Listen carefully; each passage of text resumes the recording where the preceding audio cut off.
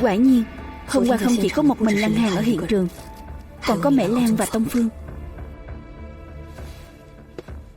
Tôi về trước đây. Được. Hôm nào mà anh em uống rượu. Vậy cậu đừng quên đó. Không quên được đâu. Được, tôi đi đây. Tổ trưởng Văn, tìm được Mễ Lan và Tông Phương rồi.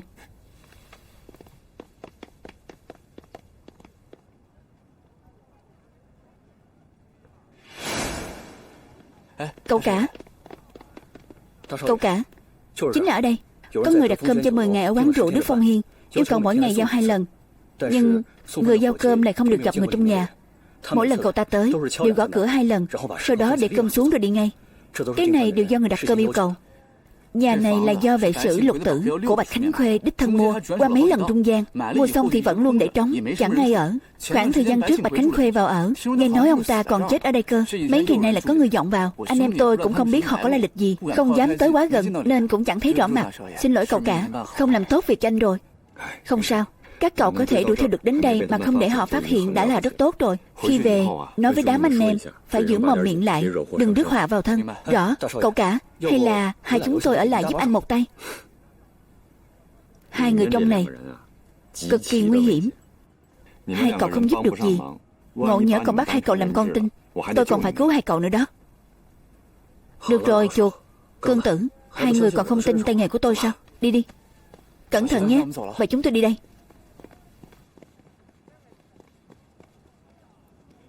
Tiểu Đao, cậu cũng đi đi. Cậu cả, anh nói đùa gì thế? Lúc này mà tôi lại đi được sao? Anh đừng nói nữa. Lần này nghe tôi, anh là người làm đại sự, mạng của anh quý lắm. Vả lại, chuyện cứu cậu hai vẫn cần anh nghĩ cách. Tôi chặn ở cửa sau, anh đi gõ cửa, cầm dao găm để phòng vệ.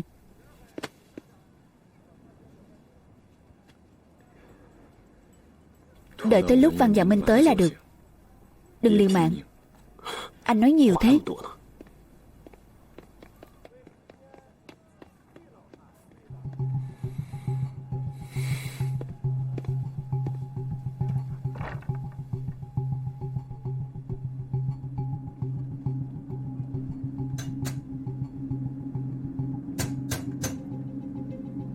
Ai thế? Tôi là người giao cơm của quán rượu Đức Phong Hiên.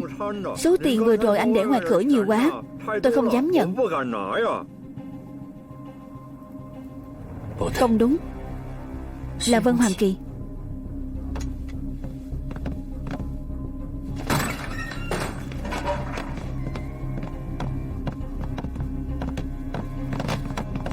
Mễ Lan.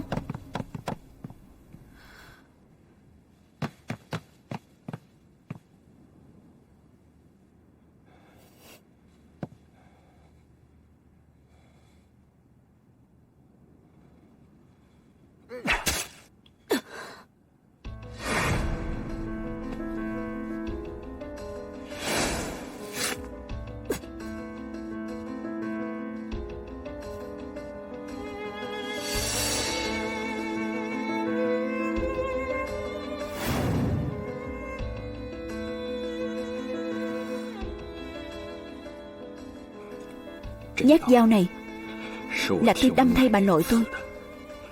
Hôm nay tôi phải khiến cô nợ máu trả bằng máu.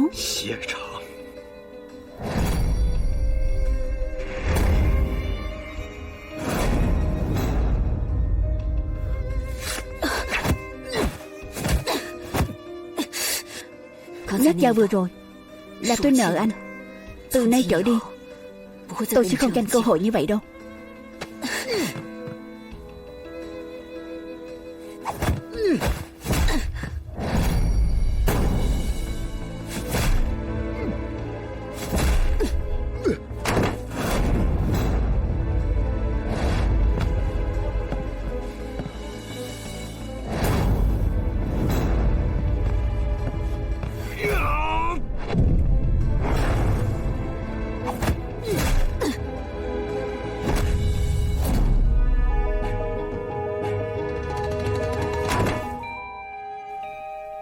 Anh từng nói sẽ đối xử tốt với tôi, sẽ cho tôi một mái nhà. Nhưng đến giờ Anh lại muốn giết tôi. Tình yêu này cũng chỉ đến thế mà thôi.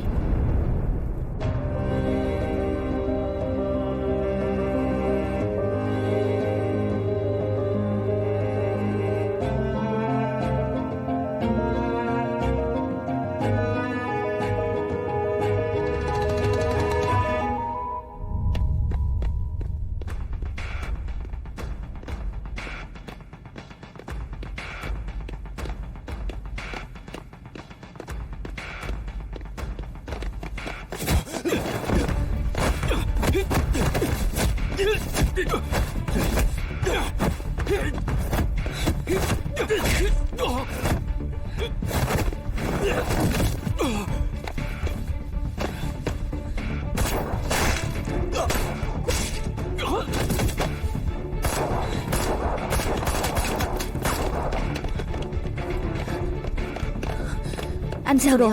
Tôi không sao. Vân Hoàng Kỳ bị đánh ngất rồi. Anh mau tới cứu anh ta. Tôi đuổi theo Tông Phương.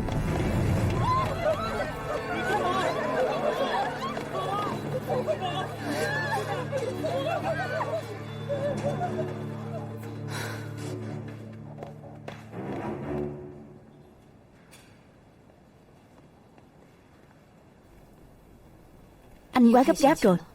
Chỉ dựa vào hai người các anh thì không bắt nổi Mễ Lan và Tông Phương đâu. Chí ít anh phải đợi tôi tới thì mới ra tay chứ. Trưởng quan Văn, tại tôi sơ suất quá. Tôi sợ đêm dài lắm mộng.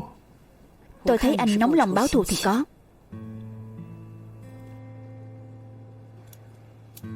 Kế hoạch ban đầu của anh chắc là bắt sống Tông Phương giết chết Mễ Lan, đúng không? Tôi tưởng tôi có thể kiềm chế. Tôi tưởng tôi có thể suy nghĩ cho đại cục, để khi gặp cô ta tôi không giết cô ta. Nhưng sau khi gặp cô ta, tôi lại nghĩ tới bà nội tôi. Thế rồi không kiềm chế nổi bản thân. Tôi thực sự rất muốn tận tay giết chết cô ta.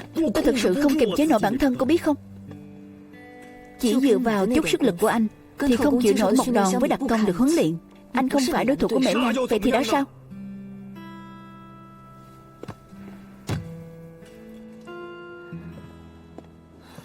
Anh phải lý trí lên, như vậy mới có thể cứu Văn Hoàng Thâm.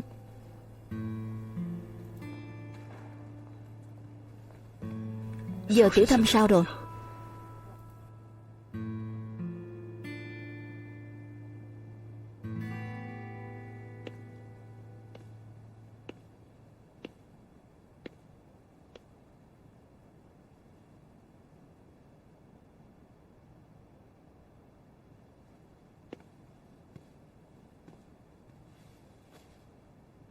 Mọi người đều quen cả. Tôi mong cuộc đối thoại của chúng ta đơn giản chính xác. Với lại tôi là người như nào hẳn cậu rất rõ. Năm tôi 15 tuổi, chú Dương tặng cho tôi chiếc đồng hồ làm quà sinh nhật. Tôi luôn để nó trong ngăn kéo bên trái bàn đọc sách. Cho nên Kinh Vũ vừa nhắc tới là tôi biết chú Dương tìm tôi. Sinh nhật năm đó vừa hay tổ chức ở Tiêu Tương Lâu, cho nên nơi đó chính là nơi gặp của chúng tôi. Anh ta gặp cậu làm gì? Chú ấy muốn tôi rời khỏi Trường Sa lánh nạn. Lánh nạn gì? Chẳng phải anh đã biết rồi ư? Có người vô oan cho tôi và bố tôi là Đảng Cộng sản.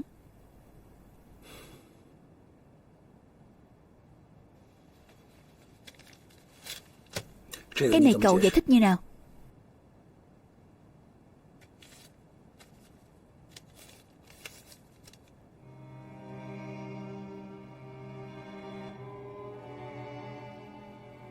Cái này chắc chắn là do Lăng Hàn chuẩn bị.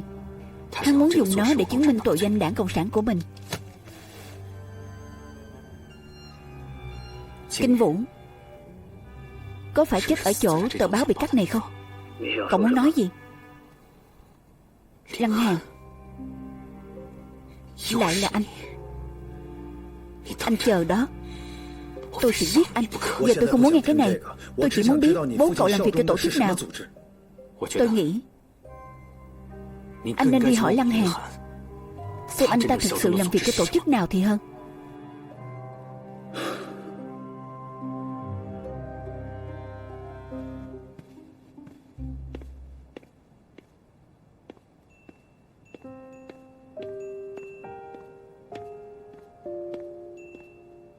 Tổ trưởng,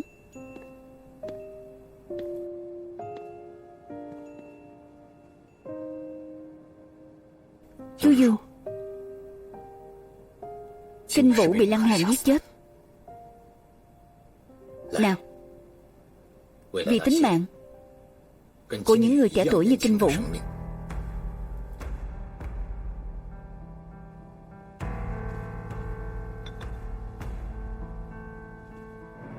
vì sự dũng cảm và lương thiện của họ,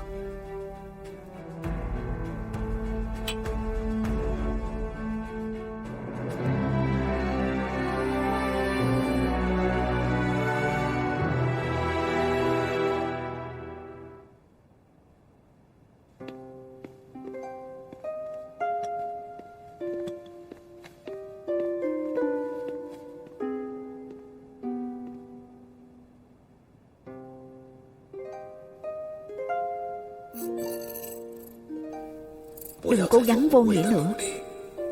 Kế hoạch của chú đã khởi động từ lâu.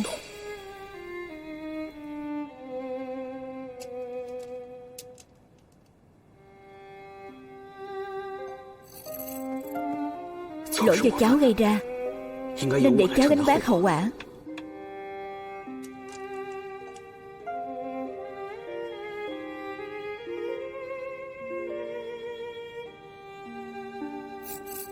Liên quan đến tiền dự trữ, dính líu rất rộng, cháu không biết nguyên căn, không thể gánh vác.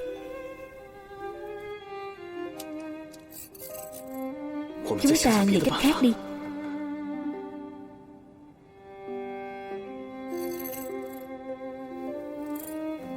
Không còn thời gian nữa, còn có người tiếp nối sự nghiệp của chúng ta.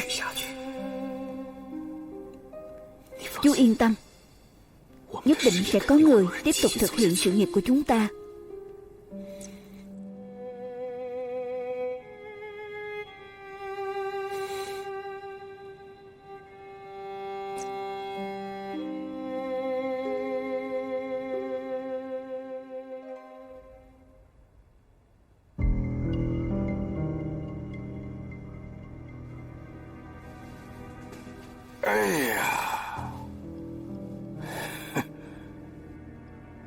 Trạm trưởng Kha, nếu vừa nãy tôi không nghe lầm, thì anh nói với tôi là bây giờ hai bọn họ không thừa nhận, phải không? Cũng có nghĩa là việc điều tra của anh không có tiến triển gì hết. Bây giờ chúng ta không có chứng cứ đanh thép. Hơn nữa hai bọn họ có thân phận đặc biệt, lại nhiều người chú ý, không thể hành động quá khích. Thế thì anh thả họ ra, xin lỗi họ. Chúng tôi sai rồi, xin lỗi luôn đi. Bây giờ chẳng khác gì đưa cục trưởng vào thế khó.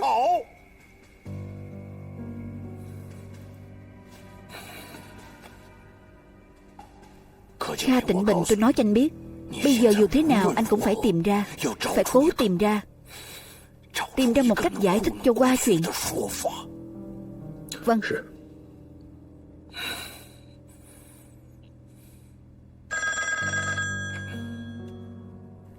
Alo, sao lại là tìm anh vậy? Alo, trạm trưởng, có lẽ thân phận thật của Dương Tử Minh còn có khả năng khác. Trưởng phòng cung, Bộ trưởng Dương, trạm trưởng của chúng tôi mời anh đi một chuyến.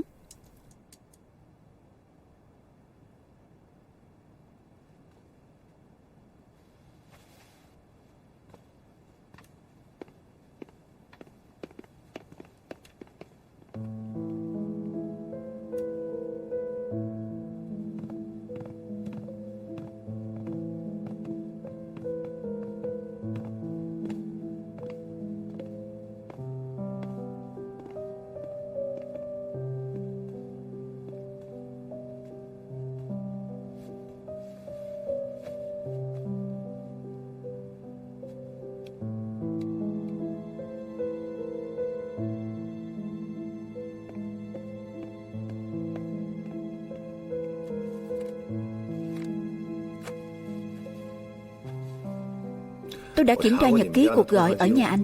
Buổi sáng một ngày trước khi Trương Hiển Thành đến Trường Sa, anh đã nhận một cuộc gọi được gọi đến từ Thượng Hải. Tôi muốn biết người gọi điện là ai, nội dung các anh nói là gì. Khi rời Thượng Hải tôi đi khá vội vàng, nên là không kịp xử lý căn nhà của tôi tại Thượng Hải. Tôi đã ủy thác cho môi giới nhà đất, nhờ họ bán nhà hộ tôi. Cuộc điện thoại ấy do môi giới nhà đất gọi, nói chuyện nhà cửa. 5 giờ sáng tinh mơ lại gọi điện nói chuyện nhà cửa. Môi giới không ý tứ như vậy, sao có thể lọt vào mắt của Bộ trưởng Dương chứ? Lệnh điều động bất ngờ được đưa xuống. Trong lúc vội vã, tôi cũng không có đủ thời gian để chọn một người môi giới ổn thỏa. Anh nói xem có trùng hợp không cơ chứ? Ngay buổi sáng hôm anh nghe điện thoại, số 76 bắt được một người liên lạc của Đảng Cộng sản từ phía Bắc Giang Tô lẻn vào Thượng Hải, chấp hành nhiệm vụ bí mật. Hai bên đã nổ súng bắn nhau, người liên lạc chết tại chỗ. Nhưng mà Giao Liên đi tiếp ứng cho anh ta lại sống sót, hơn nữa còn phản bội. Theo người này khai báo, lần này họ đến Thượng Hải là để nhận một lô vàng.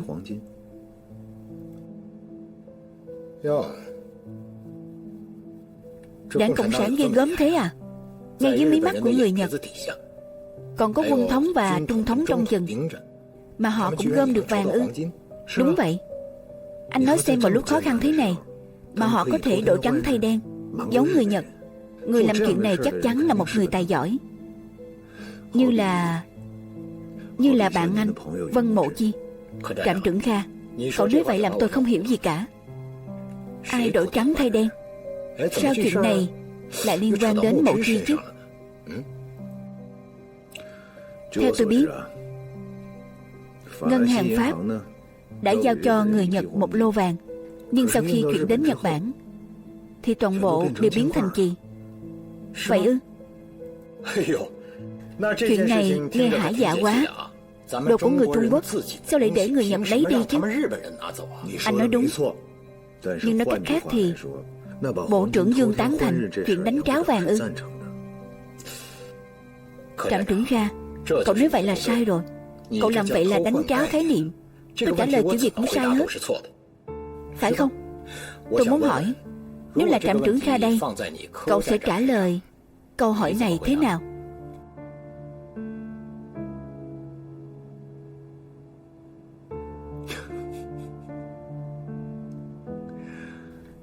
Chúng tôi cũng có người ở Trung thống. Rất có thể Dương Tử Minh là người của Trung thống. Nói rõ ràng đi.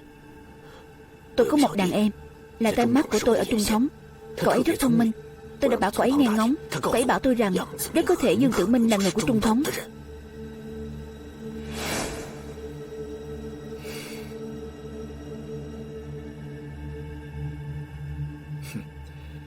Chuyện này thì liên quan gì đến tôi chứ? Một tài liệu anh đốt ở Trí Nhã Cư đã được chúng tôi khôi phục, hơn nữa đã được giải mã rồi.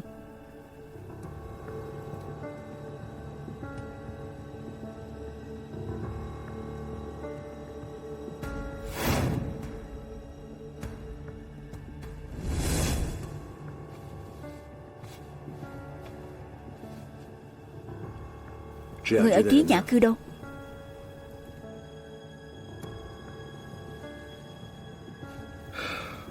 Giờ cậu hỏi tôi thì đã muộn rồi. Không sao, không quan trọng. Dù sao họ cũng là người không quan trọng. Tôi muốn biết vàng ở đâu. Tôi sẽ không nói cho cậu biết đâu. Anh không biết bây giờ đây là cách duy nhất để giữ mạng sao? Trạm trưởng Kha, tôi không nói mấy lời thừa thãi nữa. Bán đứng cấp trên sẽ có hậu quả ra sao? Trong lòng cậu biết rõ hơn tôi. Đã khó lòng thoát chết, chi bằng lấy cái tiếng trung thành. Ít ra như vậy có thể bảo vệ người nhà. Cấp trên của anh là ai? Trần Lập Phu, Từ Ân Tăng.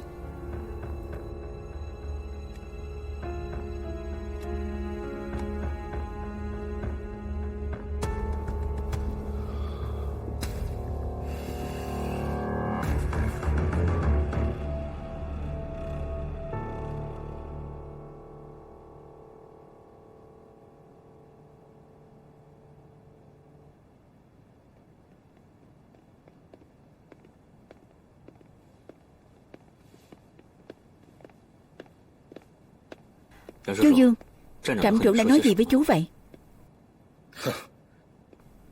Không có gì, chỉ hỏi mấy chuyện thôi.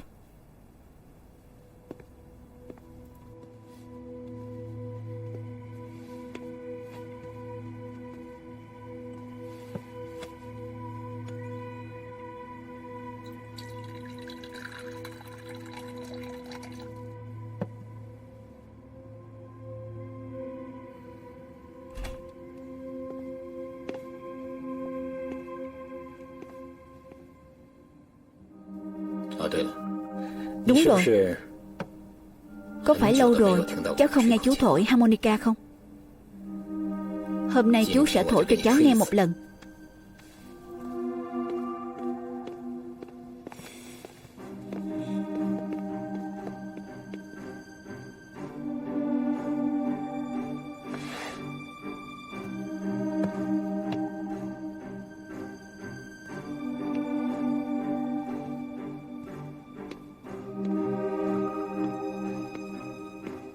Chú Dương, đừng thổi được không? Cháu không muốn nghe, nhưng chú muốn thổi.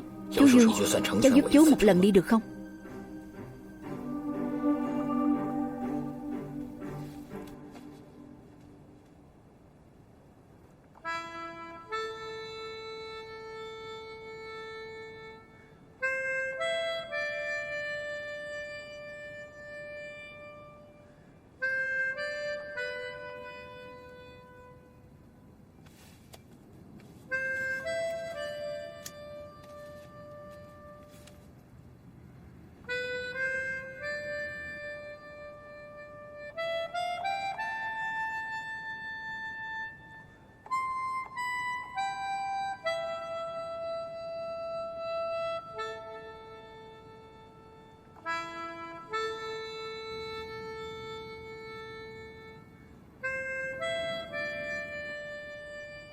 Khúc nhạc này có vấn đề. Ông đang truyền tình báo.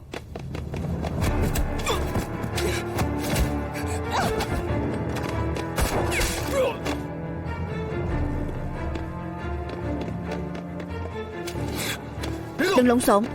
Ông ta đang truyền tình báo. Mau xuống dưới đuổi theo cho tôi. Đứng lại. Các người mà dám ra ngoài, tôi sẽ bắn chết nó. Mọi người đừng nổ súng. Ông ấy sẽ không giết tôi đâu.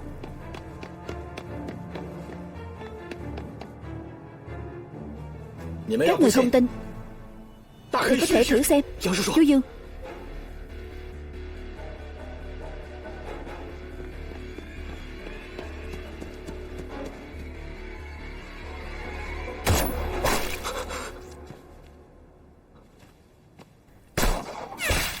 bước cuối cùng trong toàn bộ kế hoạch của Dương Tử Minh là chết không còn cách đối chứng.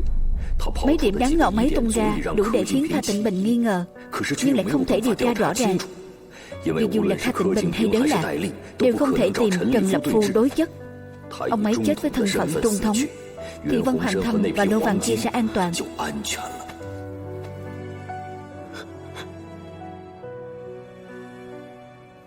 Tiểu Thâm, thứ mắt thường không thể thấy, chỉ có con mắt tinh tường mới thấy được. Chú Dương, Chú Dương, mà đôi mắt tinh tường này, Chú Dương.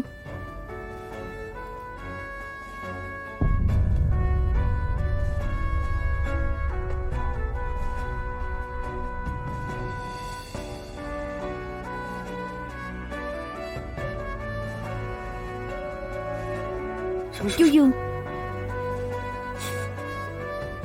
Chú Dương.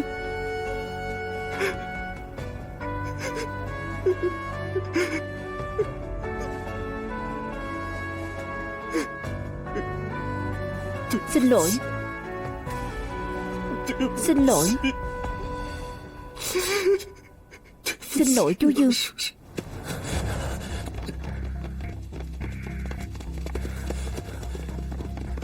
Bắt sống.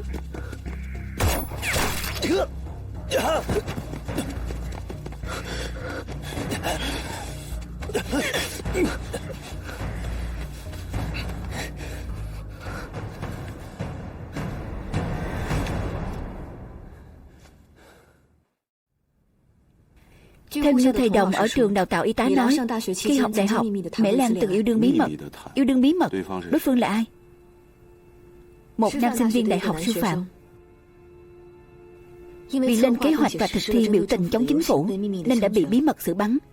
Khi ấy Mễ Lan bất chấp tất cả, muốn đi nhặt xác cho nam sinh viên này, bị thầy Đồng của trường đào tạo y tá phát hiện, cưỡng chế ngăn cô ta lại.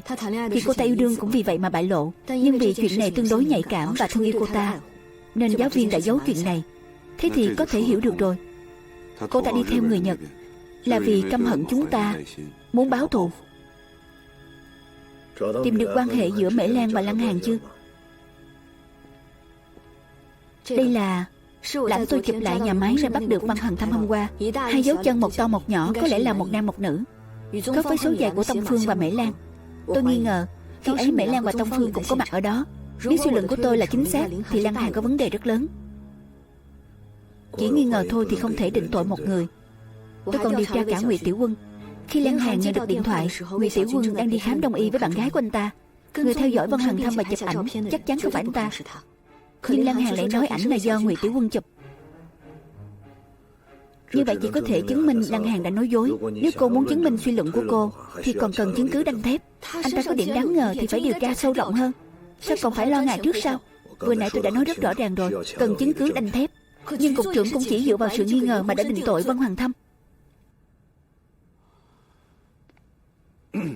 Văn Dạ Minh, trạm trưởng nói rồi, chuyện này nhất định phải có chứng cứ đanh thép. Lăng Hàn được cục trưởng xem trọng. Chúng ta phải nghĩ đến thể diện của cục trưởng. Rất nhiều chuyện cần có lý do chính đáng. Giờ tôi vẫn chưa có chứng cứ chắc chắn.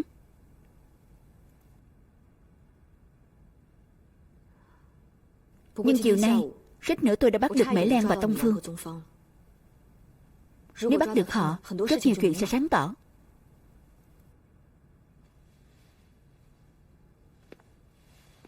Cô đi bắt Mễ Lan và Tông Phương, sao không báo với trạm?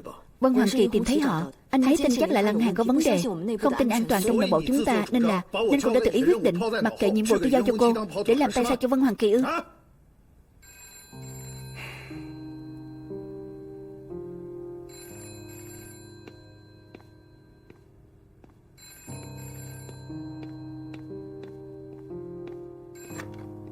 Alo.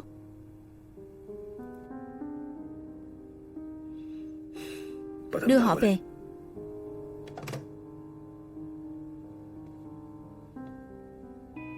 Dương Tử Minh chết rồi.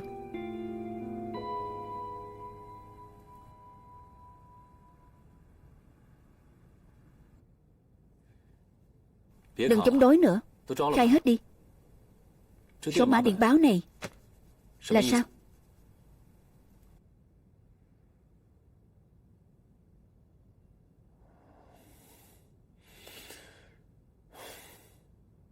Tôi thực sự không biết nội dung trong đó.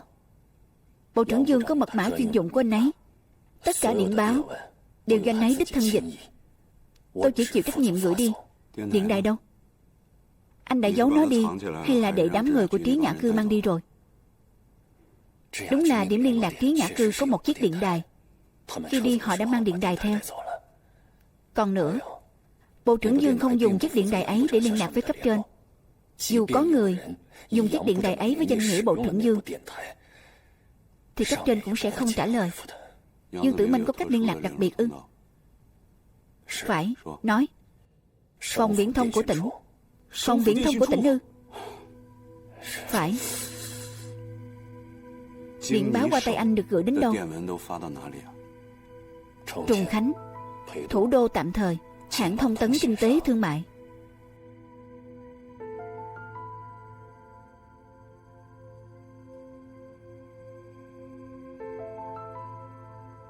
Họ sắp xếp người gần nhà Dương Tử Minh.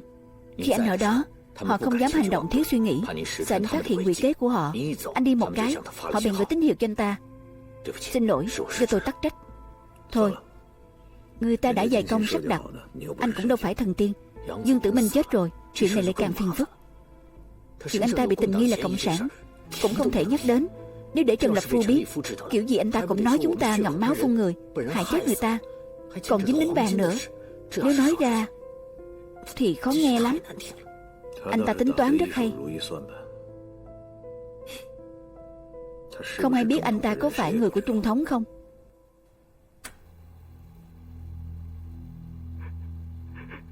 Không phải mắt thường nhìn thấy, chỉ có con mắt tinh tường mới thấy được. Chú Dương, mà đôi mắt tinh tường này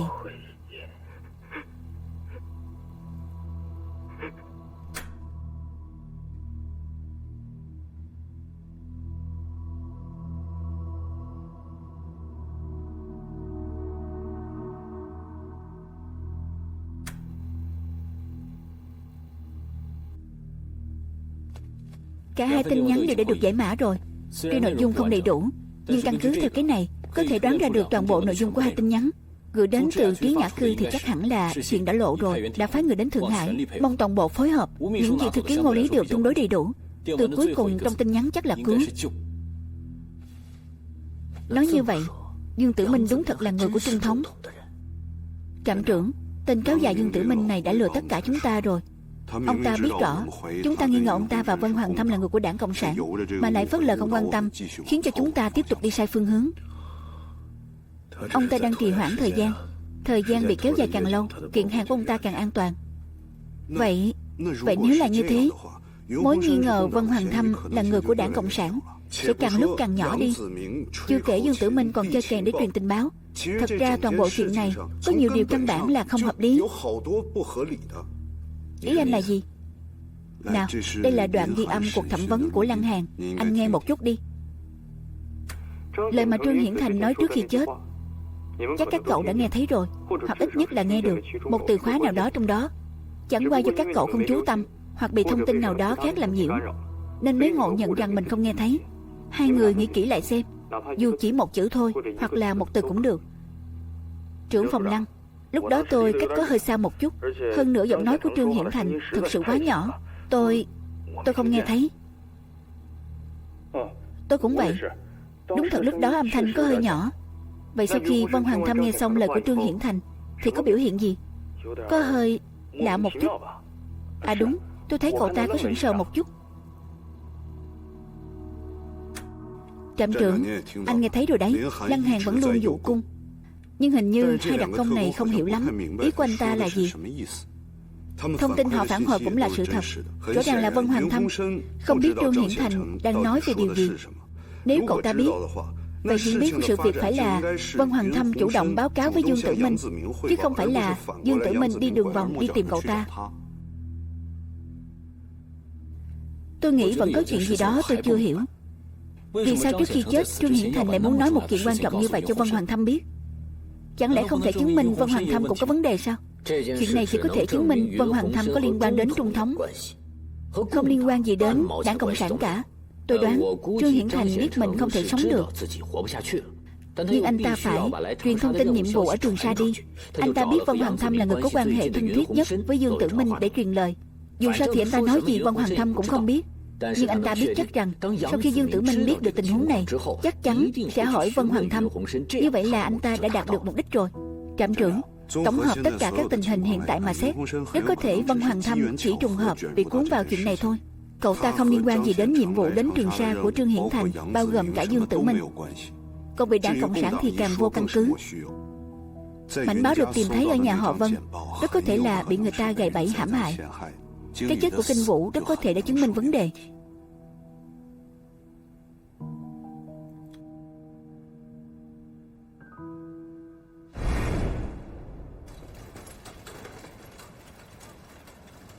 Cậu chủ, anh ăn đi.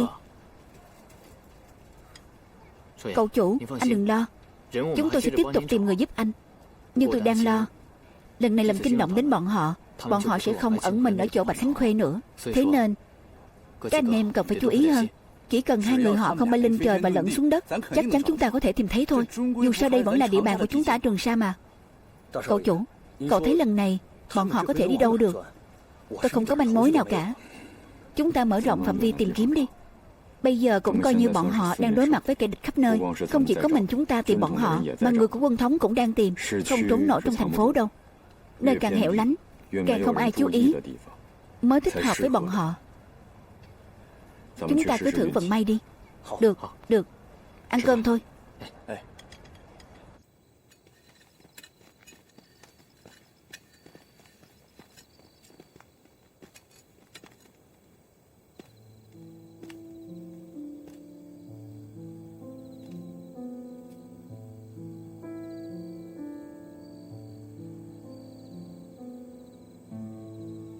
Anh ấy là một đặc công rất giỏi, là một đối thủ tôi rất kính phục. Tôi tin kiện hàng mà anh ấy thề chết bảo vệ cũng là vì cuộc kháng chiến thôi. Anh ấy là một người hùng với đất nước này, không đáng bị đối xử như vậy. Nhưng tôi cũng chỉ có thể làm bấy nhiêu đó cho anh ấy thôi. Cảm ơn. Chú ấy sẽ rất thích nơi này. Chú ấy thích những nơi có phong cảnh. Cậu vẫn còn quá trẻ. Có một số chuyện cậu vẫn thích hành động theo cảm tính. Cậu nể tình anh ta là người thân của cậu, nên không thể nào tố giác anh ta, nên đã khiến bản thân đi đến bước đường này. Nhưng anh ta đối xử với cậu lại khác. Không đâu. Chú ấy sẽ không nổ súng với tôi đâu. Kiểu người giống như anh ta vừa đáng sợ vừa đáng kính.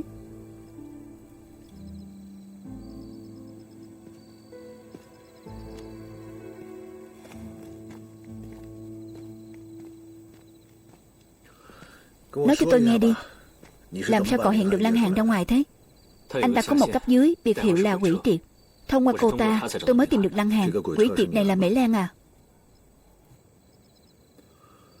Dạ Minh đúng là dốc hết lòng vì cậu. Cô ấy đã điều tra ra nguyên nhân thực sự khiến Mễ Lan đầu quân cho Nhật Bản, nhưng cô ấy không điều tra ra được chứng cứ về mối quan hệ chéo giữa Mễ Lan và Lăng Hàn. Thế nên mối nghi ngờ của tôi với cậu và Lăng Hàn cũng giống nhau. Làm sao cậu có thể chứng minh những gì cậu nói là thật? Tôi nhất định sẽ chứng minh cho anh thấy. Tôi tuyệt đối sẽ không bỏ qua cho Lăng Hàn đâu.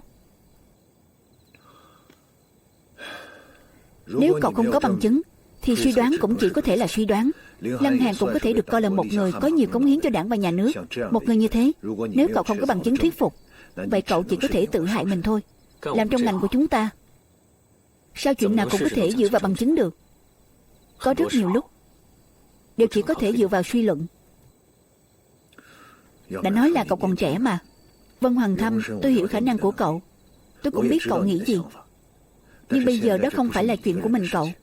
Chuyện này liên quan tới danh dự của giới tinh hoa đảng và nhà nước, đồng thời cũng liên quan đến sự an toàn của toàn bộ trạm Hồ Nam chúng ta. Thế nên bây giờ cậu phải nói hết những gì cậu biết ra. Vậy tại sao anh lại nghi ngờ anh ta? Anh cứ nói mãi về bằng chứng. Cách giải quyết vụ án bao năm như thế, anh đều dựa vào bằng chứng sao?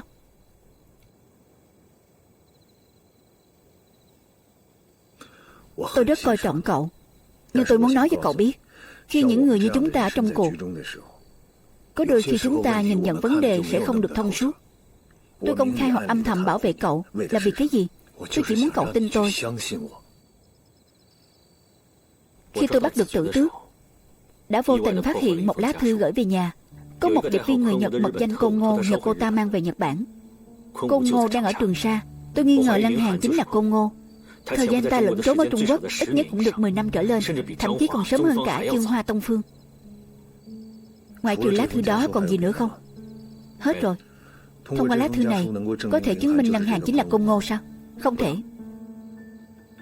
Nhưng gần đây tôi đã nghiên cứu rất nhiều về Lăng Hàn này. Tôi phát hiện rất nhiều điểm nghi ngờ về anh ta. Lăng Hàn là một người làm việc rất cẩn thận. Tạm thời tôi chỉ không có bằng chứng chứng minh Lăng Hàn chính là Côn Ngô, nhưng tôi tin chắc chắn Lăng Hàn là Côn Ngô. Trạm trưởng, tôi đề nghị lập tức bắt Lăng Hàn. Không được. Tại sao? Lăng Hàn được đích thân cục trưởng đới tiến cử, hơn nữa cũng rất coi trọng cậu ta. Chỉ vì điều này mà cứ thế để mặc cho một tên điệp viên Nhật ẩn nấp sâu như thế tiếp tục cắm vào trái tim của chúng ta sao? Anh ta ẩn nấp càng sâu, càng biết nhiều bí mật hơn nữa. Như vậy sẽ mang lại hậu quả càng ngày càng nghiêm trọng.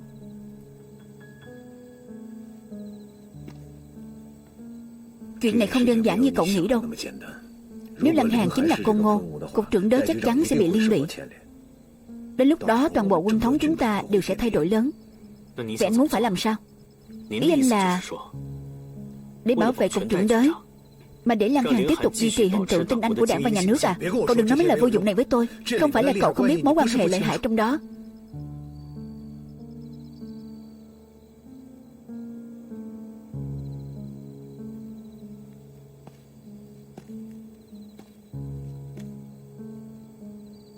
Cậu có thể đi điều tra, nhưng đừng hành động quá nhiều. Tôi sẽ tìm ra cách tối ưu nhất trong thời gian ngắn nhất. Nếu Lăng Hàn chính là Côn Ngô, tôi nhất định sẽ không tha cho cậu ta đâu.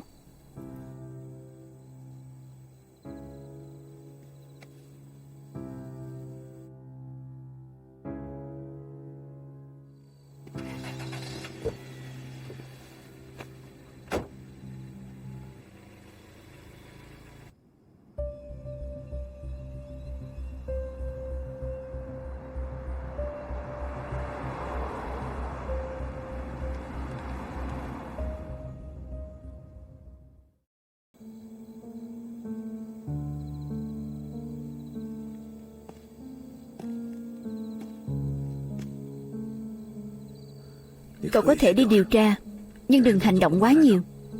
Tôi sẽ tìm ra cách tối ưu nhất trong thời gian ngắn nhất. Nếu Lăng Hàn chính là cô Ngô, tôi nhất định sẽ không tha cho cậu ta đâu.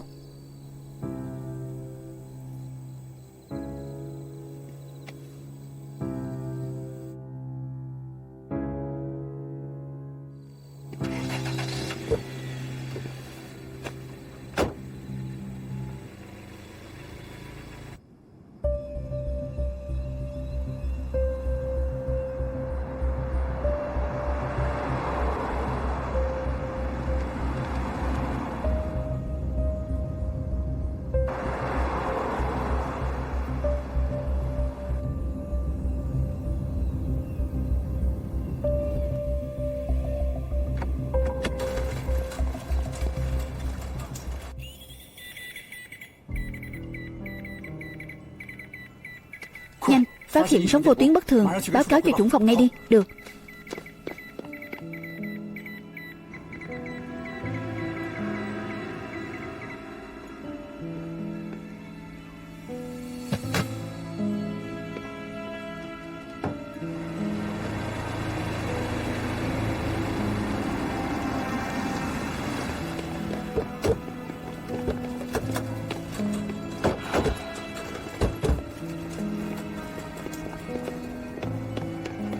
Ông Thi,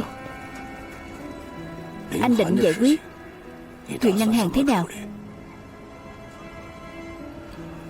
Bây giờ tình hình đang rất hỗn loạn, không nên quá phô trương. Nếu để Trần Lập Phu tóm được điểm yếu, vậy thì cục trưởng sẽ rất khó giải thích trước mặt ủy viên trưởng. Rất tốt, anh có thể nghĩ được như vậy. Cũng không uổng công. Cục trưởng xem trọng anh như thế suốt bao năm qua.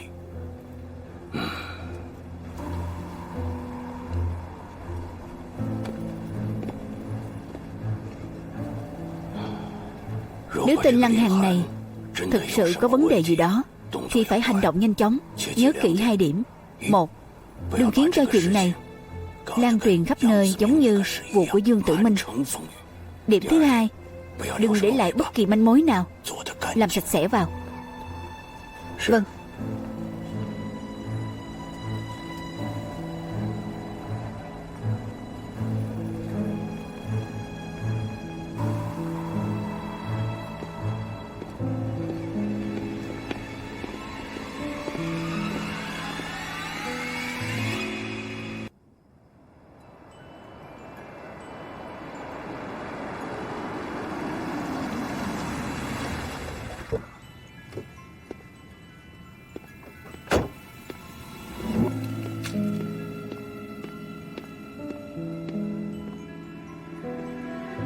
Lăng Hàn cảm thấy như vậy là sỉ nhục, mà đây cũng là lời cảnh báo.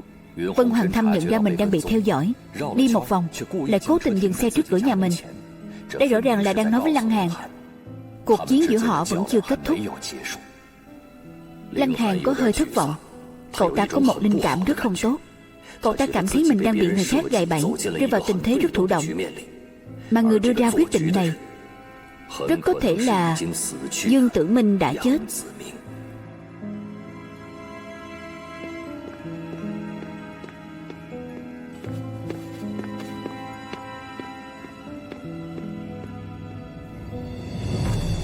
Cục điều tra và thống kê.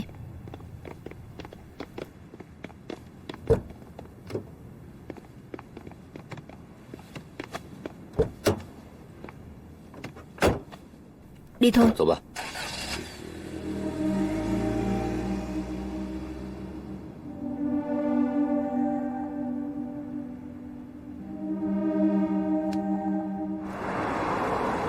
Trạm trưởng, lúc trước có một tình báo chưa kịp báo cáo với ngài. Phòng viễn thông nghe thấy sóng vô tuyến bất thường. Cậu nghĩ gì về vấn đề này? Dương Tử Minh vừa mới chết thì đã xuất hiện sóng vô tuyến bất thường. Đây chắc chắn không phải là điều tốt. Cậu có tin không? Vân Hoàng Thâm đã giao sổ mật mã cho Dương Tử Minh rồi. Rất có thể người Nhật cũng biết.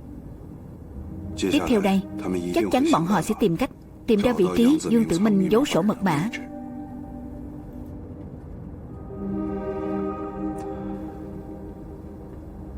Trạm trưởng, ngài... Tôi đang nghĩ về Lăng Hàn. Lần này cậu ta tố cáo hai cha con Vân Mộ Chi làm mọi chuyện rối lên, nhưng kết quả không như cậu ta nghĩ. Vân Hoàng Thâm được xóa bỏ nghi ngờ, nhưng còn cậu ta thì sao? Tình hình đã trở nên rất ngượng ngập. Cậu nghĩ xem vốn cục trưởng tin tưởng cậu ta đến mức nào. Nhưng hôm nay ông Thi rời đi mà không thèm gặp cậu ta. Điều này có nghĩa là gì? Thế nên cậu cảm thấy Lăng Hàn có chịu dễ dàng bỏ qua cho chuyện này không? Ngài nói đúng. Theo tính cách của Lăng Hàn, cậu ta sẽ không bao giờ chấp nhận thất bại. Vậy trạm trưởng ngài xem thế này có được không? Chúng ta ra tay trước, chiếm thế chủ động, bắt cậu ta lại rồi nói sao? Vẫn phải đợi cậu ta ra tay trước đã. Cậu biết trước khi đi, câu cuối cùng mà ông Thi đã nói với tôi là gì không? Gì ạ? Xử lý sạch sẽ vào. Hiểu rồi. Còn Vân Hoàng Thâm có thể chúng ta phải tốn nhiều công sức hơn chút. Cậu ta liều chết muốn khiến Lăng Hàn lộ nguyên hình. Chúng ta không thể làm cục trưởng khó xử được, đúng không? Ngài yên tâm đi, tôi biết phải làm gì.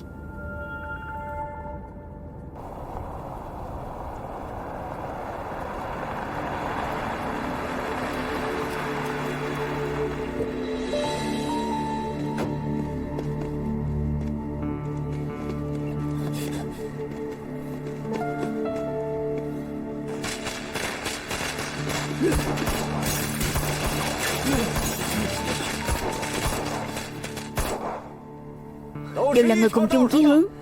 Đừng làm mọi chuyện tuyệt tình quá.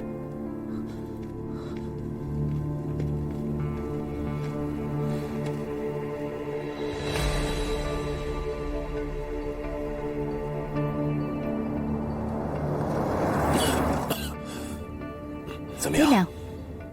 Có kiên trì được không? Không sao. Vết thương ngoài da thôi.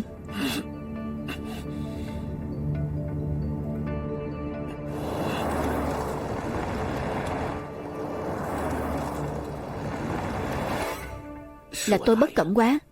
Trạm trưởng, tôi chấp nhận chịu phạt. Tôi trừng phạt anh thế nào đây? Anh có thể tìm Ngô Hướng Huy về cho tôi, hay là có thể bắt được đồng bọn của hắn.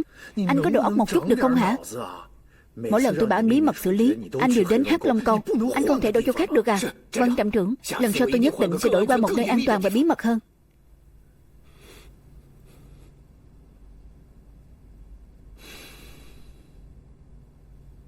Lần trước anh vừa đến Hắc Long Câu, người của Trung thống cũng đã theo sát phía sau. Chuyện này quá trùng hợp. Trạm trưởng, ý anh là trong trạm của chúng ta vẫn còn người của Trung thống sao? Không chỉ có người Trung thống, mà còn có nội gián của Nhật Bản nữa, và cả đảng Cộng sản. Cứ tiếp tục như thế, tôi thấy anh cũng không cần làm trưởng phòng tình báo nữa đâu. Cút đi.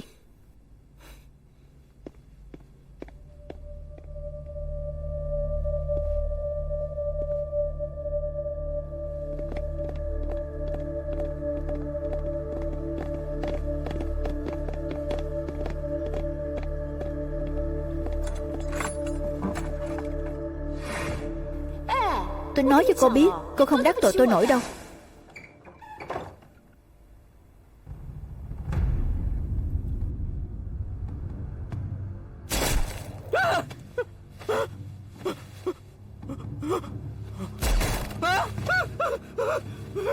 Anh không phải căng thẳng. Tôi đến tìm anh là muốn hợp tác với anh. Cái gì? Hợp tác cái gì?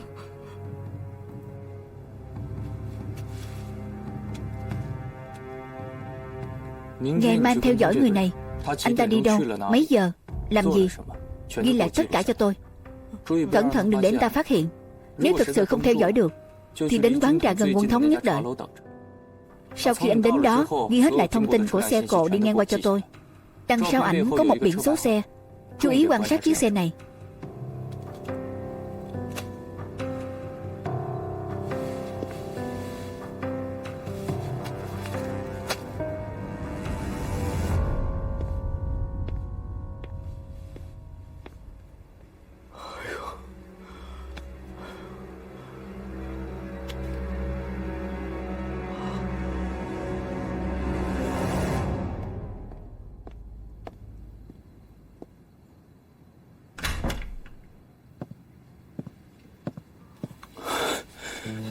Là anh. không sao chứ?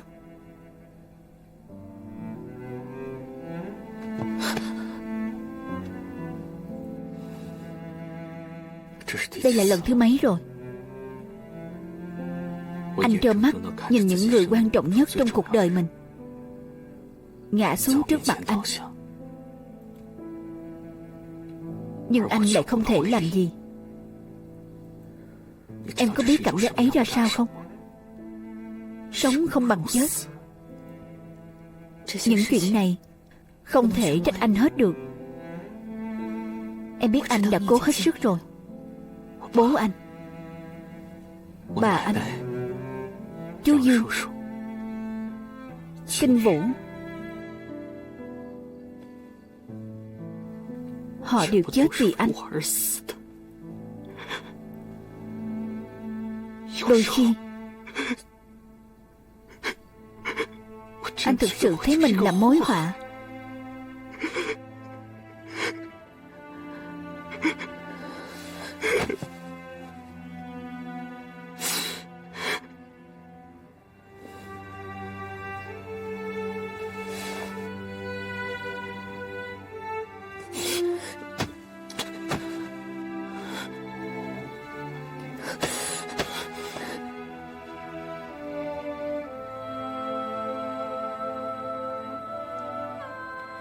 Anh có còn là Vân Hoàng Thâm mà em biết không? Vân Hoàng Thâm mà em biết sẽ không nói ra những lời như vậy. Anh ấy sẽ báo thù, sẽ xem người Nhật là kẻ thù suốt đời. Anh ấy sẽ biến đau thương thành động lực để rửa sạch nỗi nhục, chứ không phải cứ yếu đuối tự trách như anh đang làm lúc này. Nếu anh là người như vậy thì đúng là họ đã chết vô nghĩa.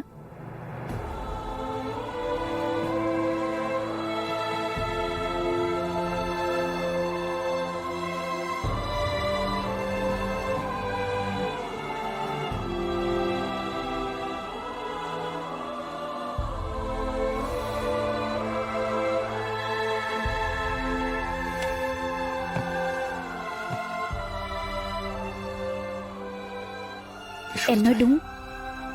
Vừa nãy anh chỉ nhất thời yếu đuối, sau này sẽ không như vậy nữa.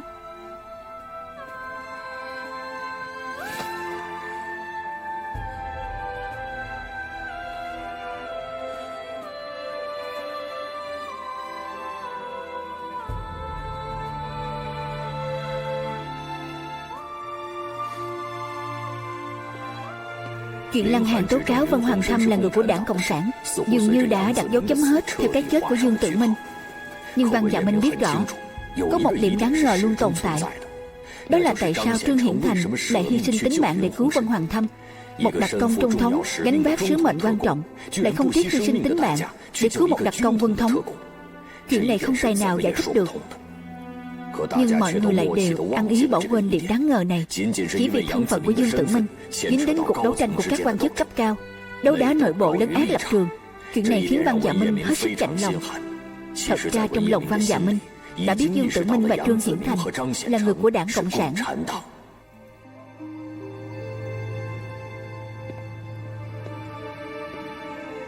Thưa Kiến Ngô, anh sao rồi? Bị thương có nặng không? Tôi không sao. Hoàng Thâm à, lão Dương bảo tôi chuyển lời cho cậu, bảo cậu chứ tự trách. Vì chuyện này cậu là ngồi nổ khiến chuyện này lên men. Nhưng người quân thống và đế lạc thật sự muốn đối phó không phải cậu mà là lão Dương.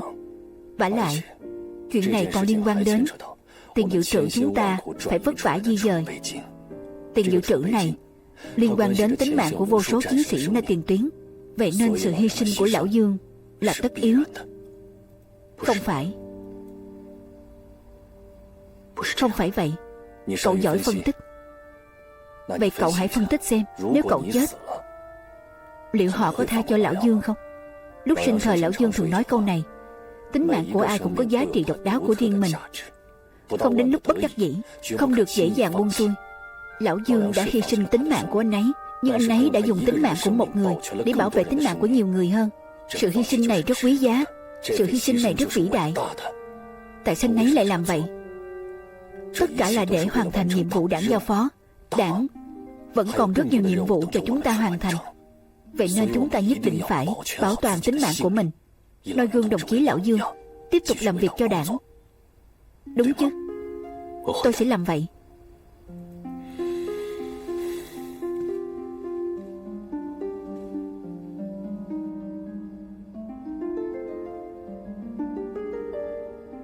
Tổ chức đảng đã phê duyệt đơn xin vào đảng của cậu. Chúc mừng cậu, đồng chí Vân Hoàng Thâm.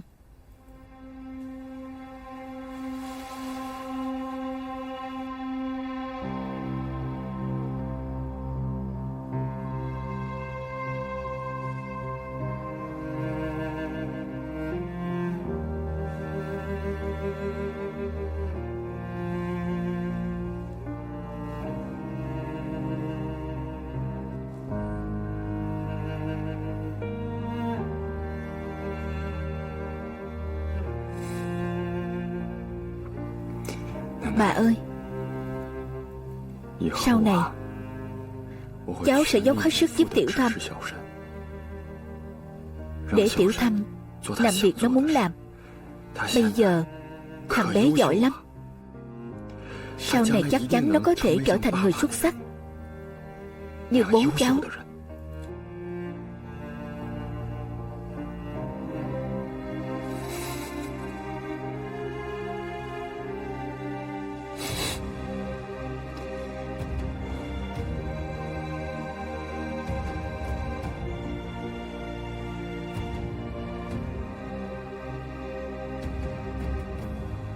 Tôi tình nguyện gia nhập Đảng Cộng sản Trung Quốc. Tôi tình nguyện gia nhập Đảng Cộng sản Trung Quốc. Tôi tuyên thệ sẽ phấn đấu cả đời vì sự nghiệp chủ nghĩa cộng sản. Sẽ phấn đấu cả đời vì sự nghiệp chủ nghĩa cộng sản. Vân Hoàng Thâm, cậu phải tự bước đi trên con đường sau này. Tôi mong sau này cậu luôn ghi nhớ lời thề cậu đã lập dưới lá cờ đảng hôm nay. Người tuyên thệ Vân Hoàng Thâm.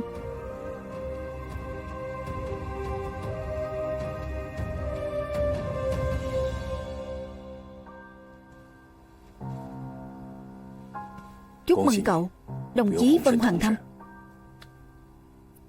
Cảm ơn. Còn chuyện này muốn nói cho cậu biết. Tổ chức đã điều tra rõ thân thế của Lăng Hàn rồi.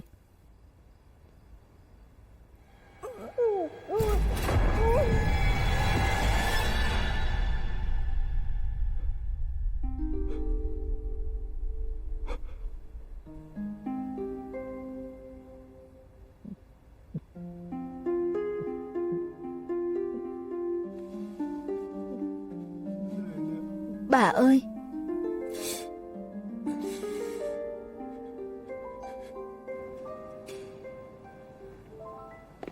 Tổ trưởng Vân, Tổ trưởng, vừa nãy có một người đến tìm chị, nói là người nhà thầy Đồng ở trường y tá. Anh ấy bảo tôi đưa cái này cho chị. Được, cô đi làm việc đi.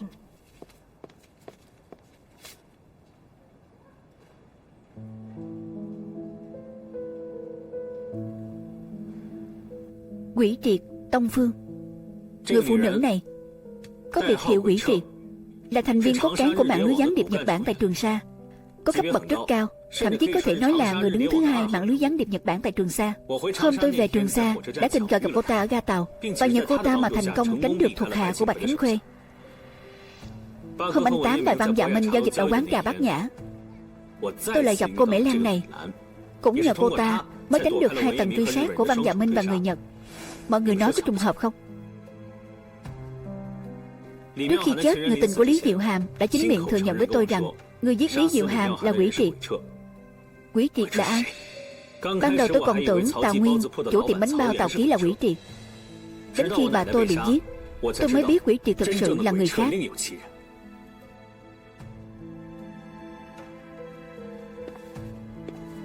Trạm trưởng,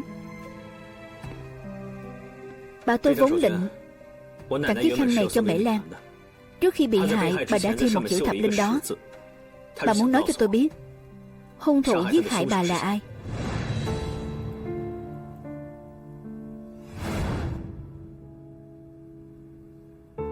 Vậy sau khi ấy, cậu không lập tức báo cáo chuyện này? Tôi muốn lợi dụng cô ta, dụ người đứng sau cô ta ra. Vậy nên lần trước Lăng Hàn bị bắt quả tang là do cậu lên kế hoạch. Phải. Nhưng cuối cùng vẫn thất bại. Vậy ảnh cậu gọi điện thoại thì phải giải thích thế nào đây? Tôi theo dõi Mễ Lan đến bốt điện thoại. Sau khi gọi điện xong, cô ta đã lén lút làm một động tác. Tôi lo cô ta giở quỷ kế gì, nên sau khi cô ta đi, tôi đã đến đó xem thử. Không ngờ động tác khó hiểu của cô ta là để dụ tôi vào bẫy. Vậy nên Mễ Lan đã biết rõ kế hoạch của cậu. Cô ta đã tương kế tự kế. Phải. Mễ Lan này là giả. Giả ư?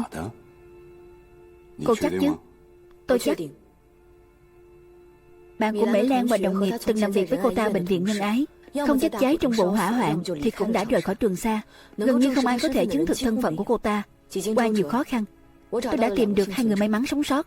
Tiếc là 2 người này bị bỏng rất nặng trong vụ hỏa hoạn, không nhìn được nữa, không thể nhận diện ảnh của Mễ Lan. Nhưng sáng nay, chuyện đã có chuyển biến. Sau khi thầy Đồng ở trường y tá bị mù, ngày nào con trai mấy cũng đọc sách báo cho mấy. Sáng nay, con trai thầy Đồng mở một quyển sách cũ, trong đó có kẹp một tấm ảnh. Tấm ảnh này là sinh viên khóa của Mễ Lan chụp cùng thầy Đồng trong phòng học. Vì lâu quá nên thầy Đồng đã quên mất nó. Sau khi tìm ra tấm ảnh này, con trai mấy đã đến trạm giao bức ảnh này cho tôi. Trạm trưởng cũng thấy rồi. Người trong ảnh không có ai là Mễ Lan mà chúng ta đang quen biết.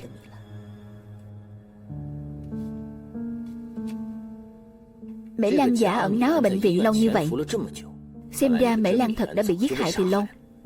Không có Văn Chí tháo chạy, bệnh viện thương binh xuất hiện ở giao lộ nơi có Văn Chí nhiễm màng ve sầu thoát xác, chắc chắn không phải chuyện tình cờ.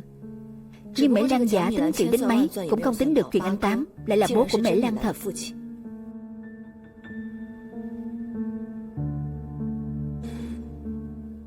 Mễ Lan giả tiếp cận cậu có mục đích gì?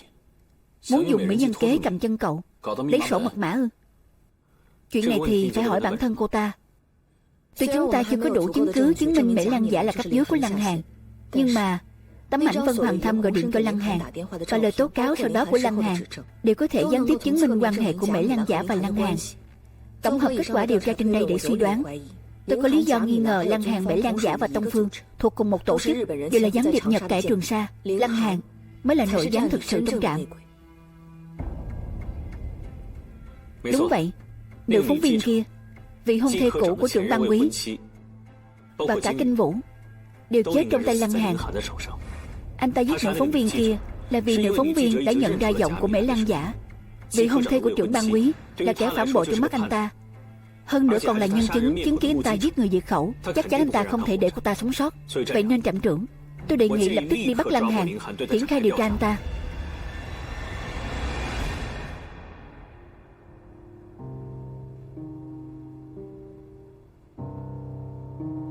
Cậu chủ,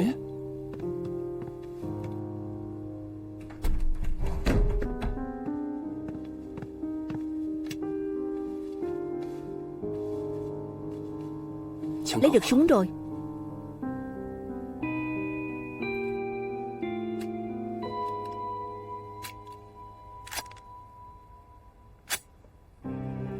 Lâu rồi không đụng vào súng, không biết còn ngắm chuẩn được không?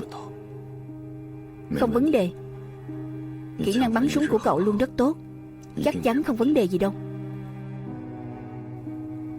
Không vấn đề. Cậu chủ, anh cứ tiếp tục thế này thực sự không ổn đâu. Tôi thực sự không nhìn nổi nữa. Đêm nào anh cũng gặp ác mộng không ngủ được.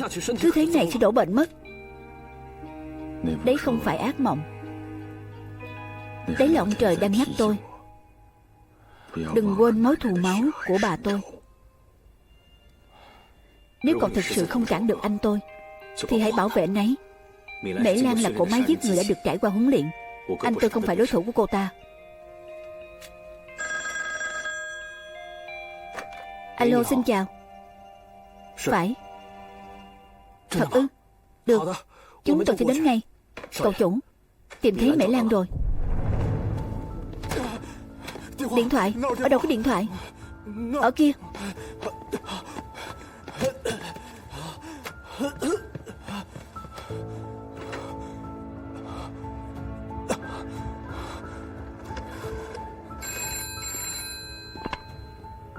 Alo, Phó trạm trưởng, Lăng Hàn muốn giết tôi.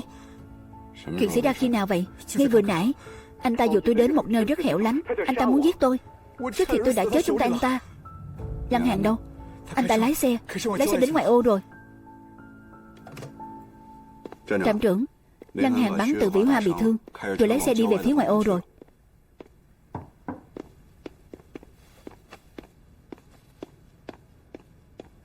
Trạm trưởng, Tông Phương trốn ở một công trường vùng ngoại ô. Tin mới nhất, Tông Phương trốn ở một công trường vùng ngoại ô. Ngoại ô ư? Nơi ấy rất gần bến tàu Tân Hà. Lẽ nào họ muốn bỏ chạy ư? Lão Chu cậu dẫn Văn Dạ Minh đến đó, phải chặn họ lại. Rõ. Trạm trưởng, tôi cũng đi. Cậu đợi một lát.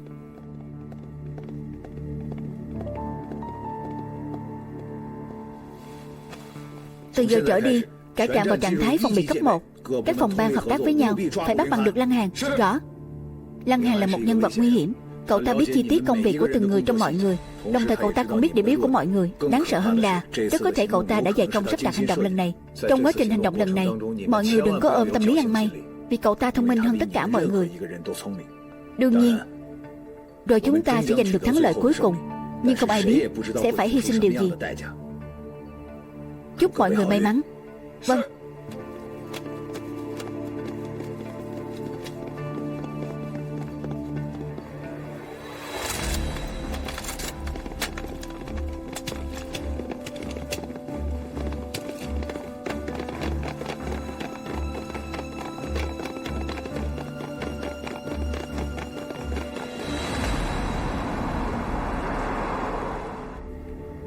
Ý anh là để Lăng Hàn chết trong hành động hôm nay ư? Đây là ý của trạm trưởng, cũng là ý của cục trưởng.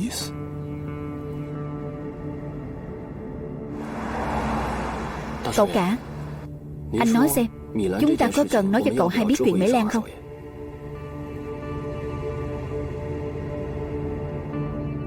Không cần. Người của Quân Thống cũng đang tìm Mễ Lan và Tông Phương. Họ chuyên nghiệp hơn chúng ta. Có khi bây giờ đã biết tung tích của hai người này rồi. Tiểu Thâm chỉ nói bây giờ không thể giết Mễ Lan, nhưng tôi nhất định phải tự tay bắt được Mễ Lan.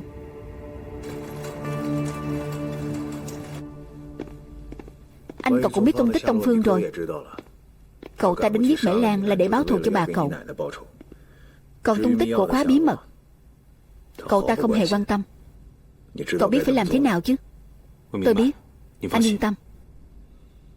Còn Lăng Hàn, phải xem ai nhanh tay hơn. Khôn Ngô, tôi phải nhanh hơn anh ta.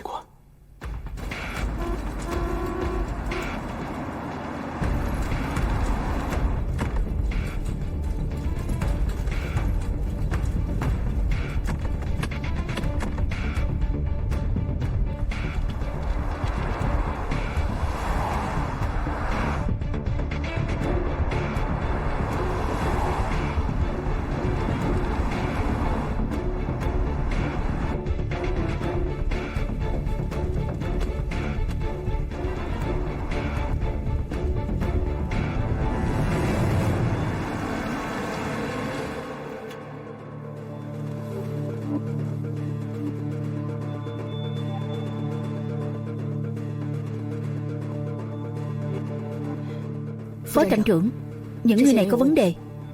Có lẽ Tông Phương tiếp ứng Lăng Hàn tại đây. Người nhóm B sắp đến chưa? Sắp rồi.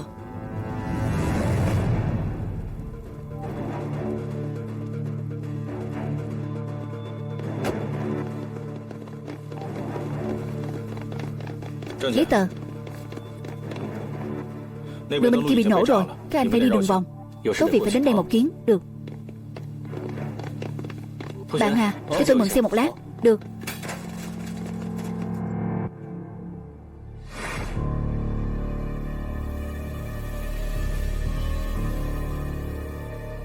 Phải chặn được Tông Phương và Lăng Hàn ở đây. Rõ.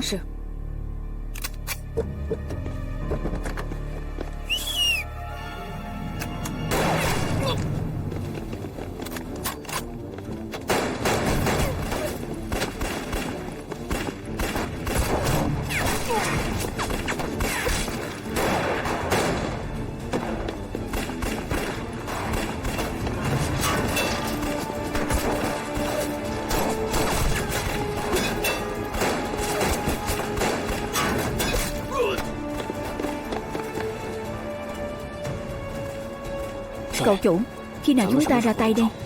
Để họ giằng co thêm một lúc. Tại sao? Khi ấy họ giết người đến mức phát điên rồi. Không giết chết đối phương thì chính mình sẽ phải chết. Sự chú ý dùng hết vào đối thủ, không để tâm đến chúng ta.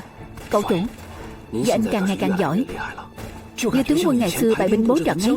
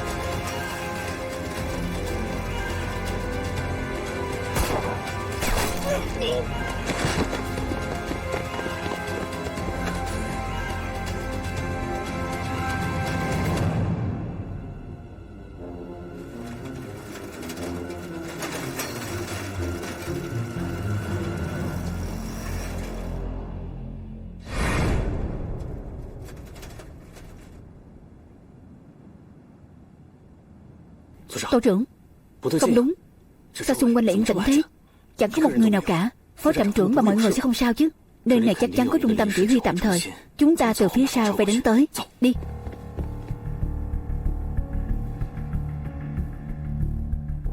Đó là Tiểu Thâm. Đó, đến chỗ đó. Tại sao?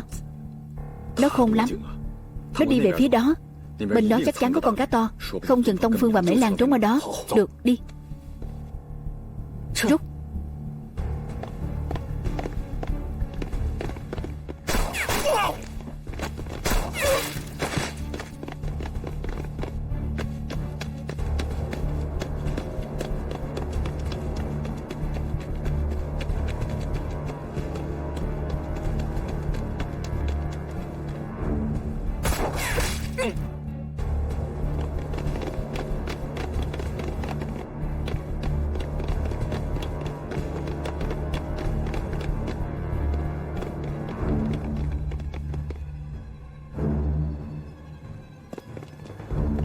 Cho bọn họ tới hết toàn bộ.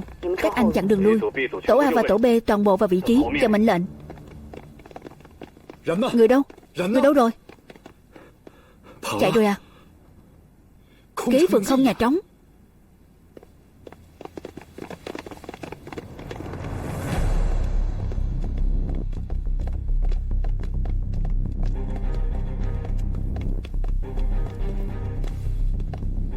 Bao lên.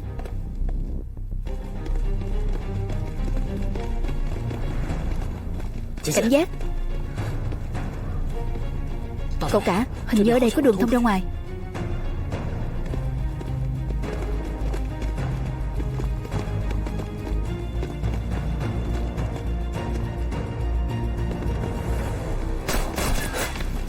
Đi.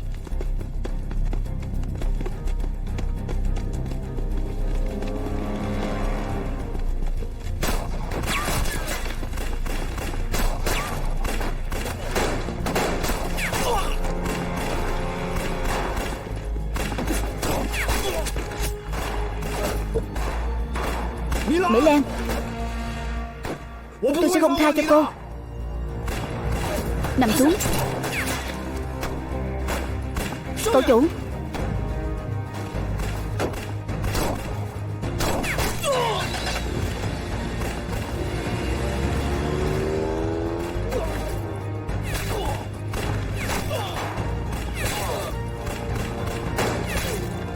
Anh nằm xuống.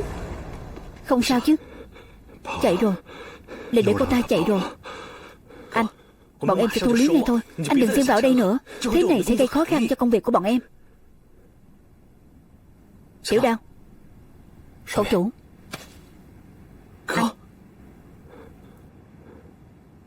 Anh à. Cẩn thận. Tổ trưởng. Tổ trưởng, chúng ta đi chi viện cho hội phó trạm trưởng đi. Không cần. Vì sao? Bọn chúng đã dương đông kích tây thì chúng ta sẽ tương kế tự kế. Tôi nói cho cậu một địa chỉ, cậu đến đó chi viện. Mau lên. Vâng. Đi.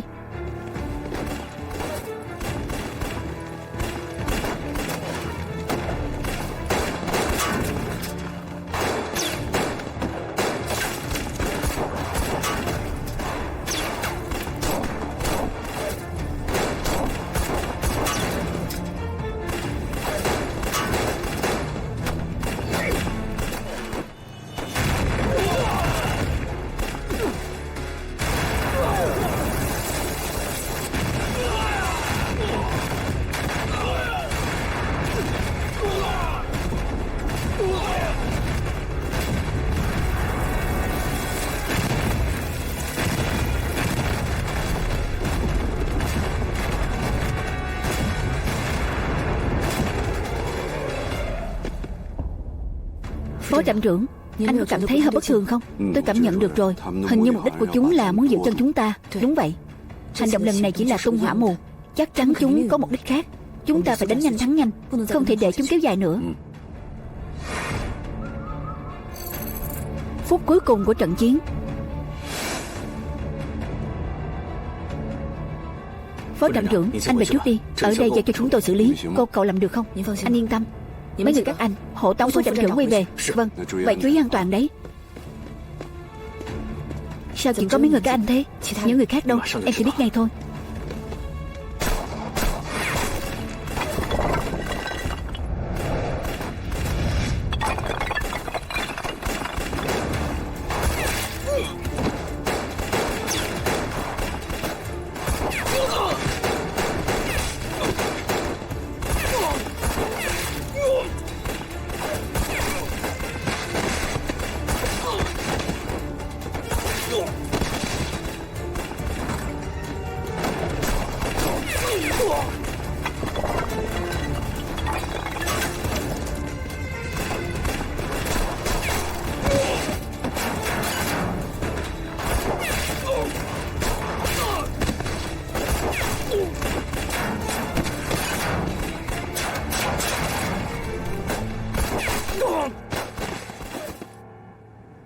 Cục điều tra và thống kê.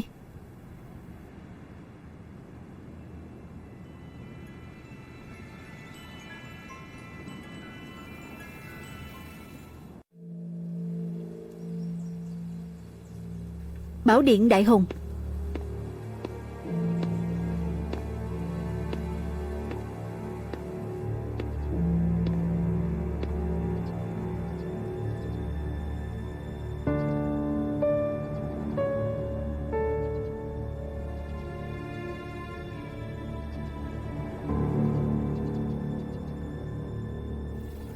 Thứ mắt thường không thể thấy, chỉ có con mắt tinh tường mới thấy được. Không gì không thấy, mà con mắt tinh tường này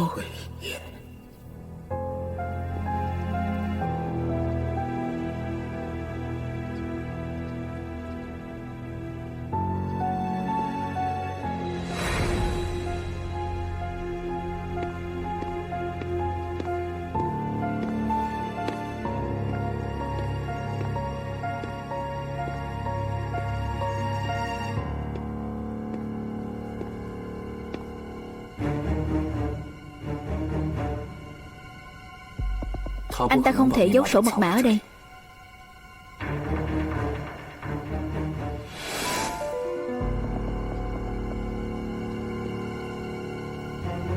Điện Địa Tạng.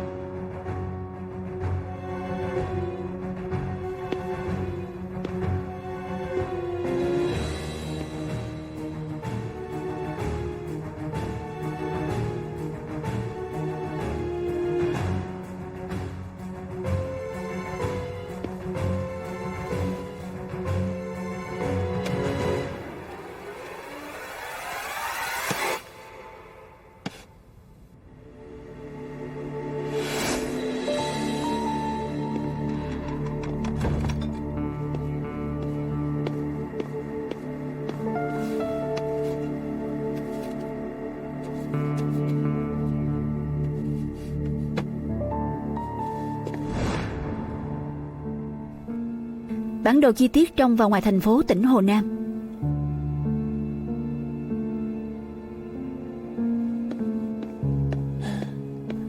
Trạm trưởng đã kiểm tra hết rồi. Không có một tuyến đường dư thừa nào, cũng không có một máy nghe trộm thừa nào. Tôi cũng kiểm tra máy ghi âm rồi. Việc này tôi đích thân giám sát làm, có thể yên tâm tuyệt đối. Trạm trưởng, phó trạm trưởng còn chưa biết toàn bộ kế hoạch của anh. Có cần cho người thông báo với anh ấy không? Không cần. Nếu không có gì ngoài ý muốn, hẳn là họ sẽ về nhanh thôi.